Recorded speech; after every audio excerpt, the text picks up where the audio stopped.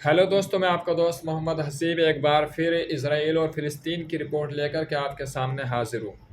Israeli सेना ने Gaza शहर में 2 स्कूलों पर बमबारी की, जिसमें कम से कम 30 विस्थापित फ़िलिस्तीनी मारे गए। ब्रोडोमिकिन ने कहा कि हसन सलामा और नसर स्कूलों में मारे गए और घायल हुए लोगों में से कम प्रतिशत बच्चे थे। ईरान के राष्ट्रपति मसूद पेज़ेशकियन ने इस्माइल हानिया की हत्या का बदला लेने का फिर से वादा किया तथा जॉर्डन के विदेश मंत्री से कहा कि इसराइल ने हमास नेता की हत्या करके बड़ी गलती की है। इटली और तुर्की उन देशों में शामिल हो गए हैं जिन्होंने अपने नागरिकों से लेबनान छोड़ने का आग्रह किया है, क्योंकि क्षेत्रीय युद्ध की आशंका बढ़ गई है तथा इसराइल और हिजबुल्लाह के बीच गोलीबारी जारी है। तुर्की और इटली जो है, उन्होंने जो लेबनान के अंदर इटली और तुर्की के लोग थे, वहाँ के प्रधानमंत्री ने अपील की है कि वो लेबनान छोड़ कर के अपने देश वापस आ जाएं। इसलिए कि तुर्की और इटली जो है ईरान की तरफ खड़े हैं, तो उधर अमेरिका इसराइल की तरफ खड़ा है। लेबनान भी जो है वो इसराइल की तरफ खड़ा है और इसराइल हाई अलर्ट पर है। जैसा कि पिछली रिपोर्ट में मैंने बताया था कि ईरान बार बार इसराइल को धमकियां दे रहा है और पहले से भी धमकियां देता रहा है।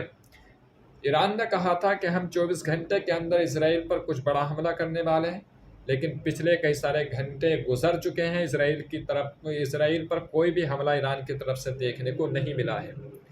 जब से इस्माइल हानिया की हत्या ईरान की सरजमी पर हुई है, ईरान के प्रधानमंत्री पूरी तरीके से उसका बदला लेने के लिए तैयार हैं और बार बार इसराइल को धमकियां दे रहे हैं।